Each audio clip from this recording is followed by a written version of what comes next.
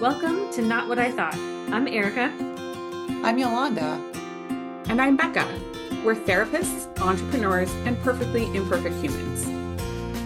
We first met during a business owner retreat where we became fast friends because we're not afraid to be real and ask the hard questions about life. What we thought it would be like, how messy it actually is, and the courage it takes to create the life we want. We continue to build our friendship and personal growth through our own retreats. We find the deepest connection in sharing our struggles and finding what we have in common rather than what divides us. We're breaking down hard topics on our podcast and together have conversations about what it takes to find real talk, real support, and real rest for professional women. We're glad you're here. Join us on your favorite podcast platform. All right, so today I want to talk about how hard it is to have friendships as an adult. I know I hear this from a lot of my clients. I'm sure y'all do too. Yeah. It's like, how do we even find friends? And there's just so much involved. Yeah. But something I was thinking about was a friendship that I have with somebody I knew from grad school. Mm-hmm. We later learned that we actually went to college together, but we didn't know each other then. So, so much Small overlap world, there. Yeah. And several years ago, her mom was really sick, and I went through that process with her. Mm-hmm. I think afterwards, after her mom passed away, I was expecting that we would grow closer. I think me having been there through this entire. You've done this thing together. Yeah. Yeah. I've been there the whole time. You were with her, supporting her through something I would imagine was really difficult. Really difficult, really big. Yeah. And what I found was that she kind of retreated, and we'd have plans for something. She would cancel the last minute or became rather flaky and not showing up for things. And, I felt it harder and harder to be able to engage with her in the way I really wanted to. And I didn't expect that. It's tough. Yeah. I then felt like I was always the one trying to, I'm always the one texting, and you don't want to be intrusive. Where's the boundary? Right. All those complicated questions, but also it's kind of starting to hurt my feelings. Like you're just rejecting me. Yeah. This is starting to telling myself. It feels like a rejection. Yeah. Every time I'm trying to make plans with you. So, what do you do? What did you do? Well, we finally did get together for a walk one day. Yeah. And I was like, hey, this is the deal. Like, I feel like I'm trying to show up the best that I can. I don't know what you need because you're not communicating with me. Yeah. And if you need to be alone, that's fine.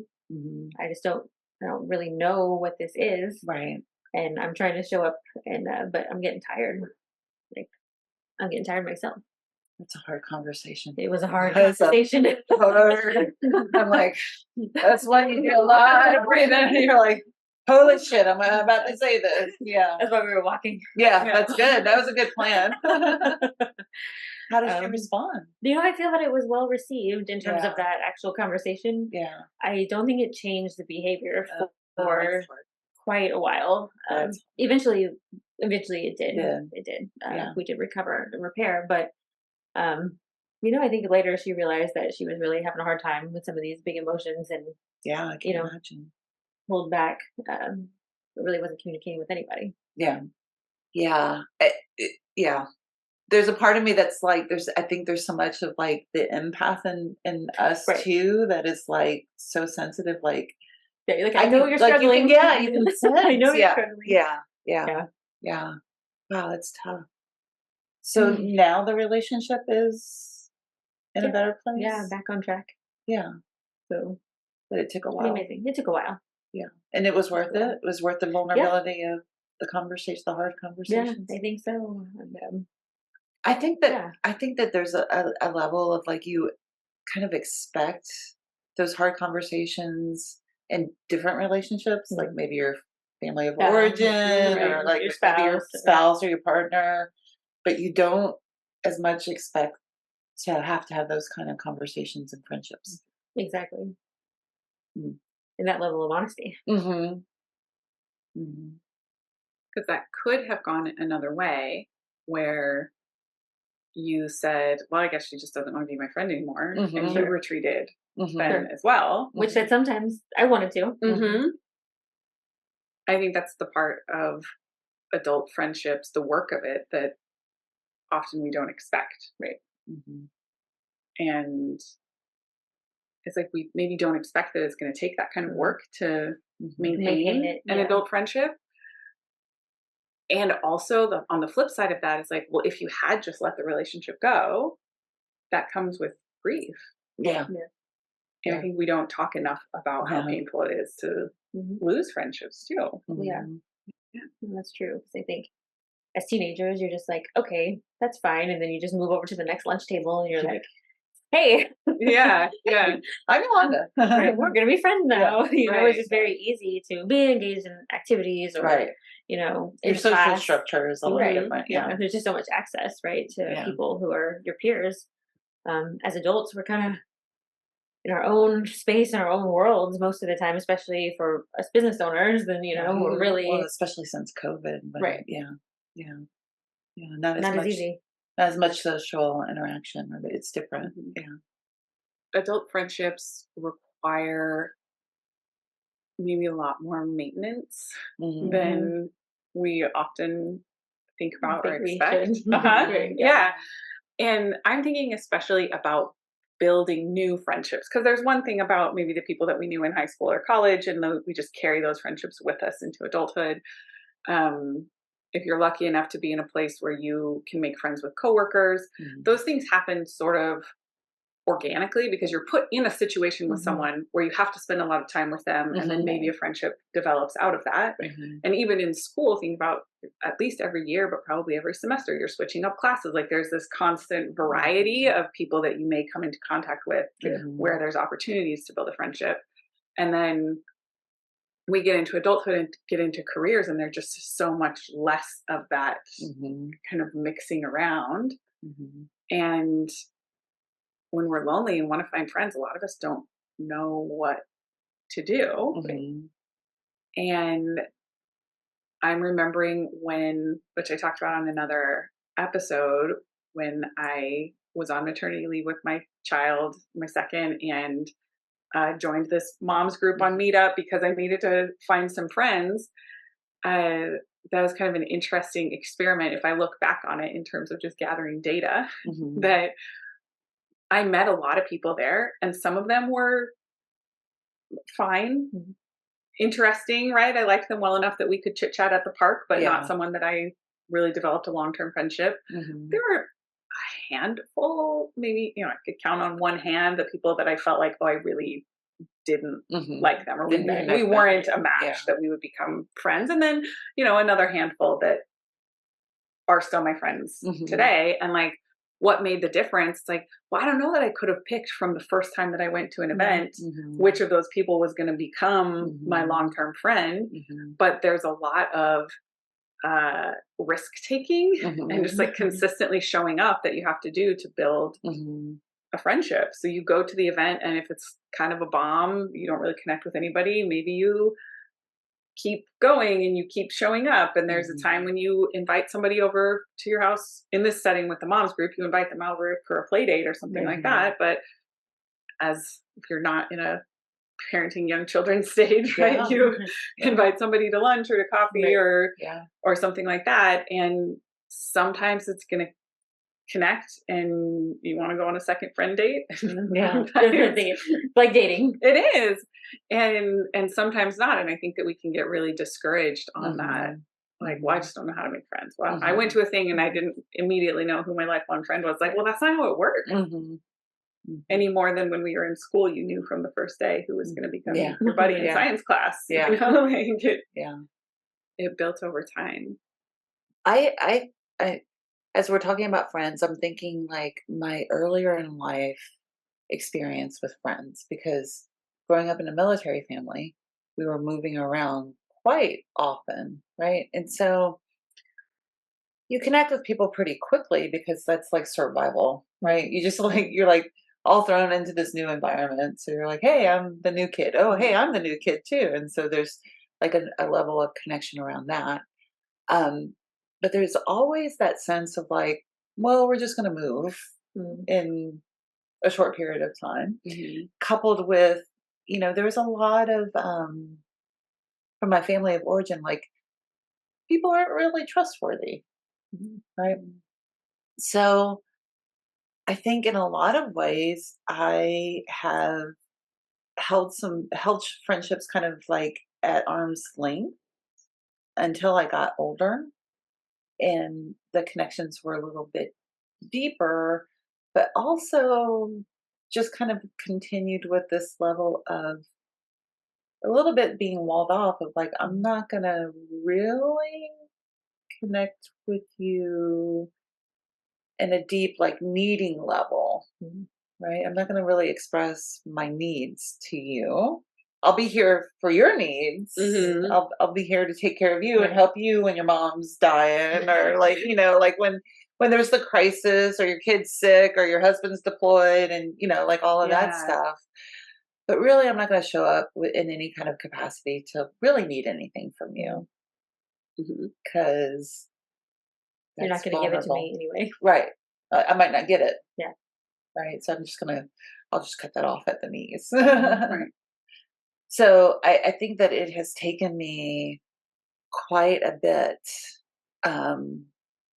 to be open to receiving, and to make myself more vulnerable, and to more explicitly express needs and make requests. What's your experience been as you've taken the risks to express needs and make requests? Sometimes it's really, really amazing. It's great when you have friends who get you and like are kind of like the same as you in that. And other times it has been disappointing. Sometimes it's like, I really need to, I need for you to show up for me. And it's like, oh, well, I got other things to do. Have a busy life. Yeah. Yeah. Or yeah, I'll pencil that in, unless something more important comes along. And we should get together sometime. Right. Yeah. Yeah. We should do a thing on some day. Yeah. And you're like, okay. There's that little part of you that's like, okay, great. And then you're like, oh, but wait, when? Why am I the only person who's you didn't ask for my phone number? You don't know how to contact me. And so sometimes it's been really disappointing, right? And like I have to grieve. I have to grieve that and say, and remind myself that not every experience is that. Yeah. And allow that, like remind myself that I can allow that in as data. Because I think of my friends in like concentric circles, right? I think of people that I'm in relationship with these concentric circles, like who's in my inner circle. And the people who are in my inner circle are the people who have earned the right to be there, who have been like, yes, let's nail down the date and time, and are not like something came up. I mean, life happens, and I totally get that. But when that's the norm, when I'm like, I'm just waiting for you to cancel, the 27th time, right. Those people are on the outer circle, So I think that framework helps me to know that it never feels safe, but that framework makes me know that those people in my inner circle are the secure ones that I can be vulnerable with, and I can make requests. I think there's this other part about building adult friendships where we don't spend enough time doing nothing, or we have maybe an expectation that if we're to get together, there has to be some kind of like purpose or agenda or an event that we're hosting. And like, how did we make friends when we were in high school and college? It was a lot of hanging around with no particular agenda, and you would do silly things or just have conversation or whatever. But if we have the expectation that I can only invite someone to my house if it's all cleaned up, right, and I have snacks, or appropriate snacks. I have snacks and drinks, or maybe a meal, and we can't just come and sit. And so I have to have like a game or a theme or something. And if like that's the bar, we just never get together, right? And what I'm suggesting is that we push past whatever stuff comes up in us about how our home needs to look, or what other people might think if I just invite them over to hang out or whatever, and really let ourselves have time that we just go for a walk or sit out on the patio or come over to talk and leave by dinner. Right? We're laughing because it seems kind of awkward, but like, what would it be like if we talked to friends like that? Hey, I really want to spend time with you, this, whatever, but like, you need to leave by 5. I'm having dinner. So they're just kind of putting that boundary at the beginning. But it's that being able to be real and authentic and vulnerable and say, this is what I need. Like, I need connection and I need for you to leave by 5. I actually like what you were saying too about, in college you were just kind of hanging out, but then I think that that's where the playfulness part can come in. Like all of the best inside jokes come from when we're just sitting around, right? Yeah, like that's true. That's true. It's not when we're bowling or whatever activity we're doing, right? It's from just being together and somebody starts a thing and then it becomes a bigger thing. Yeah. Right. Yeah. And to that, when I was in college, I didn't have a lot of disposable income. Right. And so it wasn't like, oh, we could go bowling. Right. I mean, maybe, but that costs money. Right. And so we would spend time sitting around on the couch, right?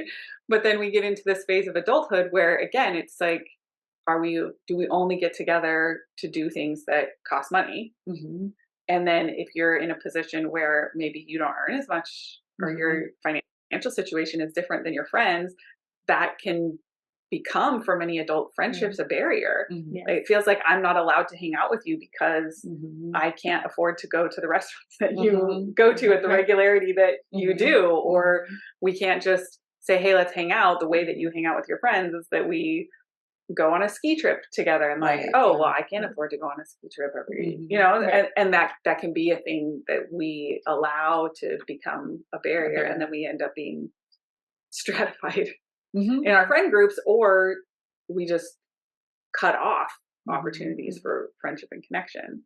Yeah.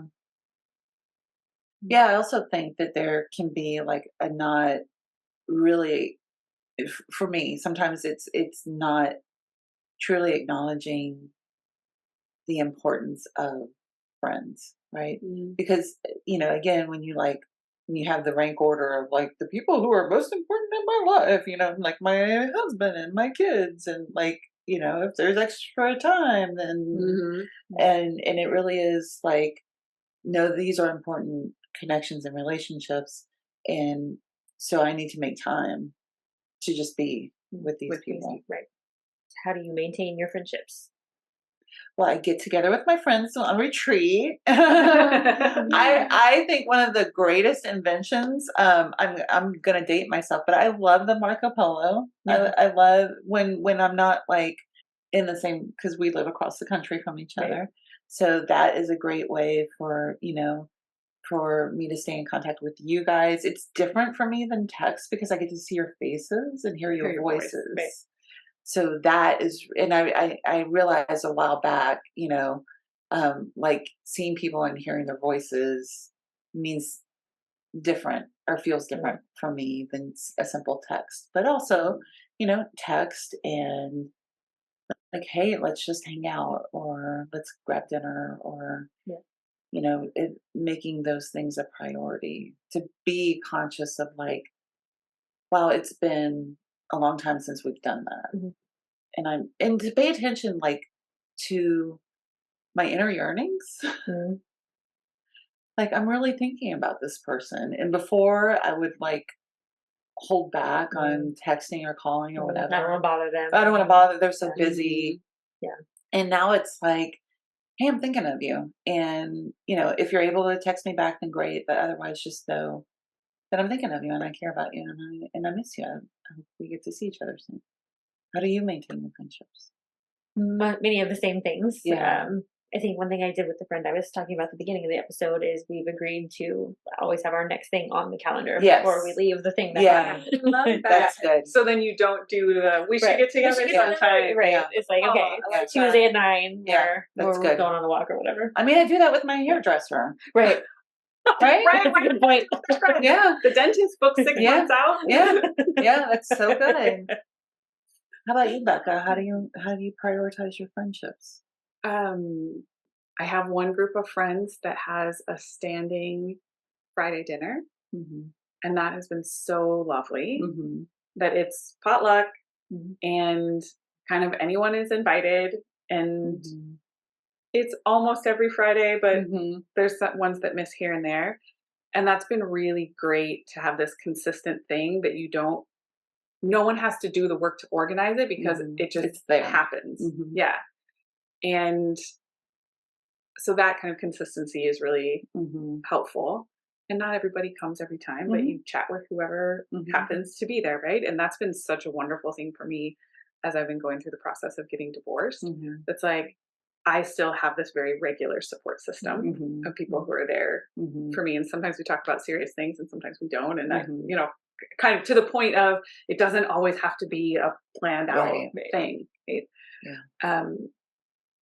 And then something that I've been experimenting with the last year or so and really enjoying is showing up to help people with stuff.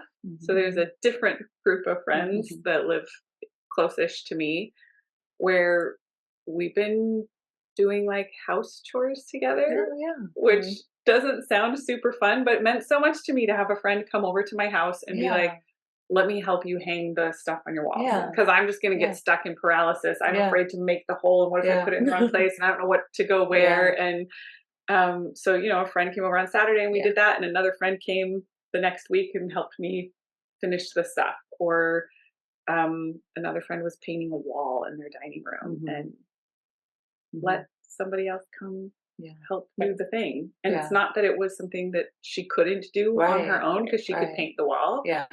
But it's that we want to spend time together. And again, if the choice is, I have to wait until all of the circumstances are perfect and then we're allowed to hang out once all my chores are done. Or you could just come over and help me do the thing and we'll probably both enjoy doing it. So I love that. I'm experimenting with that more and really liking it. And it also doing that forces me to move through the expectations that I have that my house has to be perfect before people can come over. But if you're coming here to help me with the thing that I need help with, then obviously it's not all put together, right? And it also helps me to go over to your house and see that there's a stack of mail on the table and that not all the dishes are in the dishwasher and, those kinds of things. It's like, okay, well then I'm going to feel less embarrassed when you come to my house and there's a stack of mail on the table and there's dirty dishes in the sink, Yeah. I love that. And it feels like family. Yeah. Chosen family for sure. What does your heart know to be true about adult friendships? My heart knows that adult friendships are really important and they're hard to maintain, but totally worth it. So sometimes we have to have those hard conversations. That's the way through some of these barriers. What does your heart know to be true? My heart knows that, adult friendships are super important, and chosen family is trustworthy and can help you feel secure through the ups and downs of life. My heart knows that we need community and that whatever effort that we have to put in to find and maintain a community of friendship for ourselves. It is worth it, for sure. I'm thankful for you guys. Just say, I'm glad we're friends. Yeah. Yes.